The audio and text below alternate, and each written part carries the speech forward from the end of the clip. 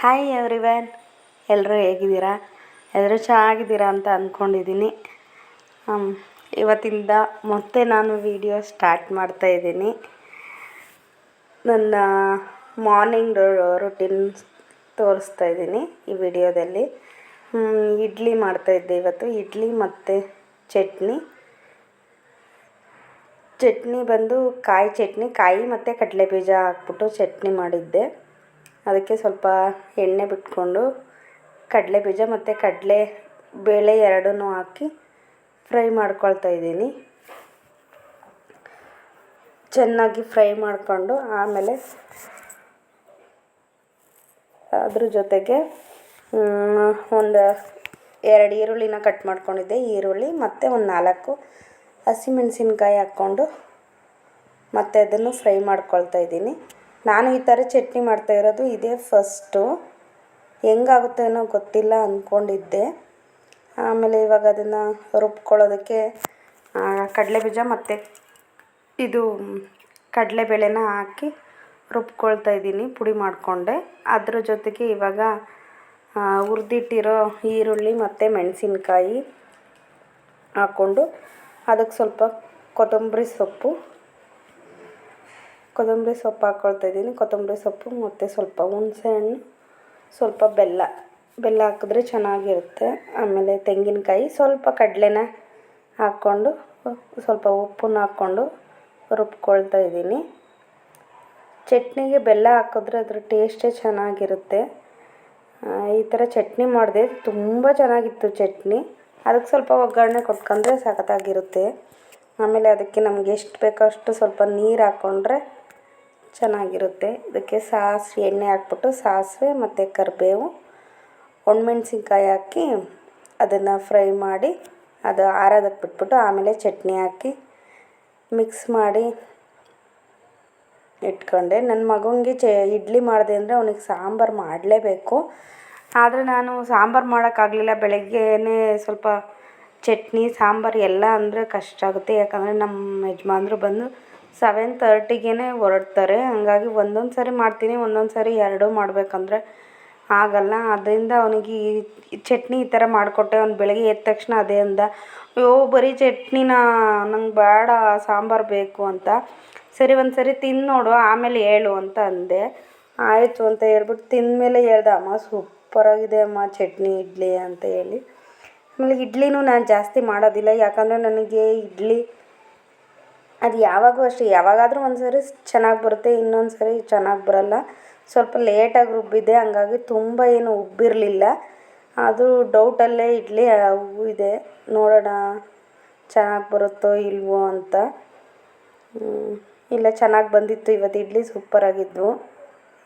ಸ್ಮೂತಾಗಿ ಇಡ್ಲಿ ಮಾಡಿ ಚಟ್ನಿ ಮಾಡಿ ನಮ್ಮ ಮನೆಯವ್ರಿಗೆ ಅಲ್ಲೇ ಟೈಮ್ ಆಗಿತ್ತು. ಯಾಕಂದರೆ ಇವತ್ತು ಎದ್ದಿದ್ದೆ ಲೇಟ್ ಆಯಿತು. ನಾನು ಸ್ವಲ್ಪ ಅದು ನೈಟ್ ಟ್ಯಾಬ್ಲೆಟ್ ತಗೊಂಡು ಮಲ್ಕೊಂಡೆ ಅಂದರೆ ಇವತ್ತಕ್ಕಂತೂ ಬೇಗ ಎಚ್ಚರನೇ ಆಗ್ತಾಯಿಲ್ಲ. ಹಾಗಾಗಿ ಆಮೇಲೆ ಅದು ಅಲ್ಲದೆ ತುಂಬ ದಿನ ಆದಮೇಲೆ ಬೇರೆ ವೀಡಿಯೋ ಮಾಡ್ತಾಯಿದ್ದೀನಿ. ನನಗೆ ಬೇರೆ ಈ ಕಡೆ ವಿಡಿಯೋ ಮಾಡ್ಕೊಳ್ಳ, ಈ ಕಡೆ ತಿಂಡಿ ಮಾಡಲ ಅನ್ನೋ ಥರ ಆಗ್ತಾಯಿತ್ತು. ಹಂಗೋ ಹಂಗೆ ಮಾಡಿಕೊಂಡೆ. ನನ್ನ ಮಗಂಗೆ ಇವತ್ತು ಸ್ಕೂಲ್ ರಜೆ ಇತ್ತು, ಹಂಗಾಗಿ ಅವನದು ಟೆನ್ಷನ್ ಇರಲಿಲ್ಲ ನನಗೆ. ಇಲ್ಲ ಅಂದಿದ್ರೆ ಅವನು ಅಷ್ಟೇ, ಅವನು ಬೆಳಗ್ಗೆನೇ 7:30ಗೆ ಹೋಗಬೇಕು.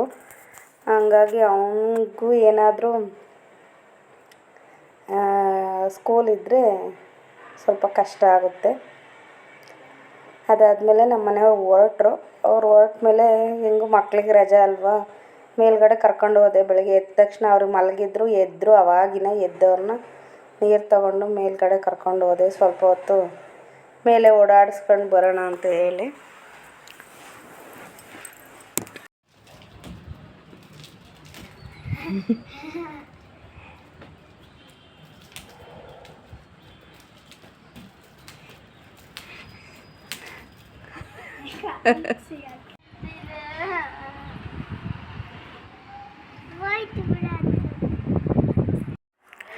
ನನ್ನ ಮಗ ಸ್ಕಿಪ್ಪಿಂಗ್ ಆಡೋದನ್ನು ಕಲಿತಾ ಇದ್ದಾನೆ. ಪಾಪ ಅವನಿವಾಗ 2 ತಿಂಗಳಿಂದ ಕಲಿತಾ ಇದ್ದಾನೆ. ಅವನಿಗೆ ಆಡೋಕ್ಕೆ ಬರ್ತಾಯಿಲ್ಲ. ಇವಾಗ ಎಷ್ಟು ಆಡ್ದ ಅಷ್ಟೇ ಆಡ್ತಾಯಿದ್ದಾನೆ. ಅವನು ಹೇಳ್ತಾನೆ, ಅಮ್ಮ ನಾನು ಉದ್ದ ಬೆಳಿಬೇಕು, ಅದಕ್ಕೆ ನಾನು ಸ್ಕಿಪ್ಪಿಂಗ್ ಆಡಬೇಕು ಅಂತಾದರೆ ಅವನಿಗೆ ಆಡೋಕ್ಕೆ ಬರ್ತಾಯಿಲ್ಲ. ಆಮೇಲೆ ಅಲ್ಲೇ ನಿಂತ್ಕೊಂಡು ಮಾತಾಡಿಕೊಂಡು ಕೆಳಗಡೆ ಕರ್ಕೊಂಡು ಬಂದೆ. ಟಿಫನ್ ಏನೂ ತಿಂದಿರಲಿಲ್ಲ. ಸ್ಕೂಲ್ ಇದ್ದರೆ ನನ್ನ ಮಗ ಇಷ್ಟೊತ್ತಿಗೆ ಹೋಗ್ಬಿಡ್ತಾನೆ ಪಾಪ 7:30ಗೆ. ಇವತ್ತು ಸ್ವಲ್ಪ ಫ್ರೀಯಾಗಿರಲಿ ಅಂತ ಹೇಳಿ ಕರ್ಕೊಬಂದೆ. ಆಮೇಲೆ ಇಲ್ಲಿ ಗಿಡದಲ್ಲಿ ಹೂವು ಬಿಟ್ಟಿದ್ವು. ಸುಮಾರು ಗಿಡನ ಹಾಕಿದೆ ನಾನು. ಆದರೆ ನೋಡಿದ್ರೆ ಎಲ್ಲ ಗಿಡನೂ ಒಣಗೋಯ್ತು. ಯಾಕೆ ಅಂತ ಗೊತ್ತಾಗಲೇ ಇಲ್ಲ. ಅದೇನು ಮಣ್ಣು ಗೊಬ್ಬರ ಜಾಸ್ತಿ ಆಯಿತು ಅಥವಾ ಬಿಸಿಲು ಜಾಸ್ತಿ ಆಯಿತು, ಏನಾಯಿತು? ನಾನು ಯಾವಾಗೂ ಗಿಡ ಏನೂ ಹಾಕಿ ಬೆಳೆದಿರಲಿಲ್ಲ. ಬಟ್ ಎಷ್ಟೊಂದು ಗಿಡಗಳು ಒಣಗೋದ್ವು. ಸಖತ್ ಬೇಜಾರಾಯಿತು ನನಗೆ. ಗಿಡನೇ ಹಾಕೋದು ಬೇಡ ಅನಿಸ್ತು. ಇಷ್ಟೇ ಪಾಟು ಉಳಿದಿರೋದು ಅಷ್ಟೊಂದು ಗಿಡದಲ್ಲಿ. ಇವಾಗ ಇಲ್ಲಿ ಸಾಸಿವೆ ಗಿಡ ಮತ್ತು ಟೊಮೊಟೊ ಗಿಡ ಮತ್ತು ಮೆಣಸಿನ್ಕಾಯ್ದು ಗಿಡ ಬೆಳೆದಿತ್ತು. ಅದು ನಾನು ಹಾಕೇ ಇಲ್ಲ. ಅದೇ ಬೆಳ್ಕೊಂಡು ಬಿಟ್ಟಿದ್ದೆ. ನನಗೆ ನೋಡಿ ಖುಷಿ ಆಯಿತು. ಅದು ಸಾಸಿವೆ ಗಿಡ ಅಂತ ನನಗೆ ಗೊತ್ತಿರಲಿಲ್ಲ. ಕಿತ್ತಾಕ್ಬಿಡ್ತಿದ್ನೇನೋ. ಲಾಸ್ಟ್ ಟೈಮ್ ನಮ್ಮ ಅಮ್ಮ ಬಂದಿತ್ತು. ನಮ್ಮ ಅಮ್ಮಂಗೆ ಕೇಳಿದಾಗ ಸಾಸಿವೆ ಅಂತ ಹೇಳ್ತು. ಅದಕ್ಕೆ ಹಂಗೆ ಬಿಟ್ಟಿದ್ದೀನಿ. ಅದು ಒಣಗಲಿ ಅಂತ ಹೇಳ್ಬಿಟ್ಟು ಅಷ್ಟೇ ಒಂದೇ ಒಂದು ಗಿಡ ಬಿಟ್ಟಿತ್ತು. ಇನ್ನೂ ಸ್ವಲ್ಪ ಗಿಡ ತಂದು ಹಾಕಬೇಕು. ನೋಡೋಣ ಮುಂದೆ ಯಾವಾಗಾದರೂ ತಂದು ಹಾಕೋಣ. ಆಮೇಲೆ ಇಲ್ಲಿ ಕೆಳಗಡೆಯಿಂದ ಗ್ರೌಂಡ್ ಫ್ಲೋರಿಂದನೂ ನೆಲ ಒರೆಸ್ತಾಯಿದ್ದೆ. ನನ್ನ ಮಗ ವೀಡಿಯೋ ಮಾಡಿದ್ದಾನೆ. ಯಾಕಂದರೆ ಫಸ್ಟ್ ಫ್ಲೋರಲ್ಲಿ ನಮ್ಮ ಮನೇಲಿ ಫಸ್ಟ್ ಫ್ಲೋರಲ್ಲಿ ಇಲ್ಲ ಅವರು. ಮಕ್ಕಳೇ ರಜೆ ಅಲ್ವಾ, ಊರಿಗೆ ಹೋಗಿದ್ದಾರೆ. ಹಂಗಾಗಿ ತುಂಬ ಧೂಳಾಗಿತ್ತು. ನೋಡ್ತಾನೆ ಇದ್ದೆ. ಈಗ 2-3 ದಿನದಿಂದ ಒರೆಸೋಣ ಅಂತ ಒರ್ಸೋಕ್ಕಾಗಲಿಲ್ಲ. ಅದಕ್ಕೆ ಇವತ್ತು ಬೆಳಗ್ಗೆನೇ ಎಲ್ಲ ಅವ್ರಿಗೆ ತಿಂಡಿ ತಿನ್ನಿಸ್ಬಿಟ್ಟು ಒರೆಸ್ಕೊಂಡು ಬಂದೆ. ಎಲ್ಲ ಕ್ಲೀನ್ ಮಾಡಿ. ಆಮೇಲೆ ನನ್ನ ಮಗ ಅವ್ನ ಫ್ರೆಂಡ್ ಬಂದಿದ್ದ. ಇವನು ಬಂದರೆ ಅಂತೂ ನನ್ನ ಮಗನ ಹಿಡಿಯೋಕ್ಕೆ ಆಗಲ್ಲ. ಅವನನ್ನು ಹಿಡಿಯೋರೇ ಇಲ್ಲ ಬಿಡಿ. ಯಾಕಂದರೆ ಅಷ್ಟು ದೋಸ್ತು ಇವನಂದರೆ, ಅಷ್ಟು ಕ್ಲೋಸ್ ಫ್ರೆಂಡ್ ಅವನು. ಅವ್ನು ಬರ್ತಾನೆ ಅಂದರೆ ಮುಂಚೆನೇ ಕುಣಿದಾಡ್ತಿರ್ತಾನೆ ತರುಣ್ ಬರ್ತಾನೆ ಅಂತ ಹೇಳಿ. ಆಮೇಲೆ ಫುಲ್ಲು ಎಲ್ಲ ಬೆಡ್ ಕವರು, ಸೋಫಾ ಕವರು ಎಲ್ಲ ಒಗಿಬೇಕಿತ್ತು. ಎಲ್ಲ ತೊಳೆದ್ಬಿಟ್ಟು ಎಲ್ಲ ಒಣಗಾಕ್ತಾಯಿದ್ದೀನಿ. ಎಷ್ಟು ಬಿಸಿಲಿತ್ತಂದರೆ ಮೇಲ್ಗಡೆ ನಿಂತ್ಕೊಳ್ಳೋಕ್ಕಾಗ್ತಾಯಿಲ್ಲ, ಅಷ್ಟು ಬಿಸಿಲು. ಎಲ್ಲ ವಾಷಿಂಗ್ ಮಿಷಿನಿಗೆ ಹಾಕಿರೋದ್ರಿಂದ ಏನು ಒಂದು 1/2 ಅವರ್ ಅಷ್ಟೇ. 1/2 ಅವರ್ಗೆಲ್ಲ ಚೆನ್ನಾಗಿ ಬಿಸಿಲಿಗೆ ಒಣಗಿಬಿಡ್ತವೆ ಅಂತ ಗೊತ್ತಿತ್ತು ನನಗೆ. ಅದಕ್ಕೆ ಹಂಗೆ ಒಣಗಾಕ್ಬಿಟ್ಟು ಬಂದೆ. ಅಷ್ಟೊತ್ತಿಗೆ ಇಷ್ಟು ಕೆಲಸ ಮುಗಿಸೋದ್ರೊಳಗಡೆ ಮಧ್ಯಾಹ್ನ ಆಗೋಯ್ತು, ಬೆಳಗ್ಗೆ ಸ್ಟಾರ್ಟ್ ಮಾಡಿದ್ದು. ಆಮೇಲೆ ಇವಾಗ ಮಕ್ಕಳಿಗಿನ್ನ ಸ್ನಾನ ಏನು ಮಾಡಿಸಿರಲಿಲ್ಲ.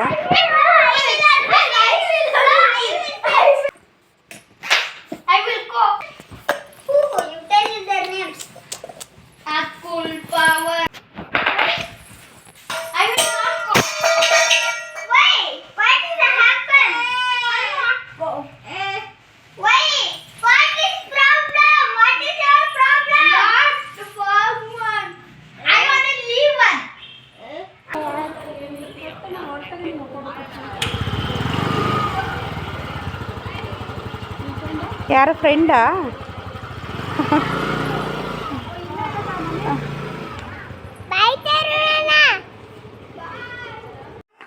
ಹಂಗೆ ಕೂಗಾಡ್ಕೊಂಡು ಕಿಚ್ಚಾಡ್ಕೊಂಡು ಗಲಾಟೆ. ಇವತ್ತೆಲ್ಲ ಫುಲ್ ಡೇ ಅದೇ ಆಯಿತು ಇವ್ರದ್ದು.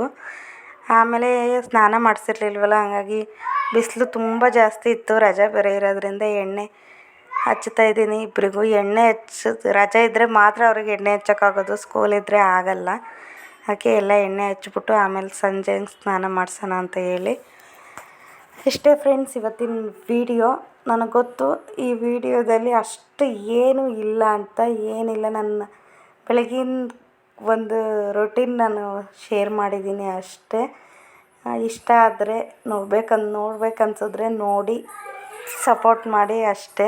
ಸಬ್ಸ್ಕ್ರೈಬ್ ಮಾಡ್ಕೊಳ್ಳಿ. ನನ್ನ ವಿಡಿಯೋ ನೋಡಿದ್ದಕ್ಕೆ ಥ್ಯಾಂಕ್ಸ್. ನನ್ನ ಖುಷಿ ಇವತ್ತು ಎಷ್ಟು ಖುಷಿಯಾಗಿದ್ದೆ ಅಂದರೆ ನನಗೆ ಗೊತ್ತಿಲ್ಲ. ನಾನು ಸ್ಟಾರ್ಟಿಂಗ್ ಯೂಟ್ಯೂಬ್ ಸ್ಟಾರ್ಟ್ ಮಾಡಿದಾಗಲೂ ನಾನು ಇಷ್ಟು ಖುಷಿಯಿಂದ ಇರಲಿಲ್ಲ. ಒಂಥರ ಭಯದಲ್ಲಿದ್ದೆ. ಬಟ್ ಇವಾಗ ಅಂತೂ ಒಂಥರ ಇವತ್ತೇನೋ ಒಂಥರ ಖುಷಿಯಲ್ಲಿ ಏನೋ ಒಂಥರ ಹೊಸ ದಿನ ಅನ್ನೋ ಥರ ಸ್ಟಾರ್ಟ್ ಆಯಿತು. ಇನ್ಮೇಲೆ ಹಿಂಗೆ ಇರಬೇಕು ಅಂತ ಅಂದ್ಕೊಂಡಿದ್ದೀನಿ.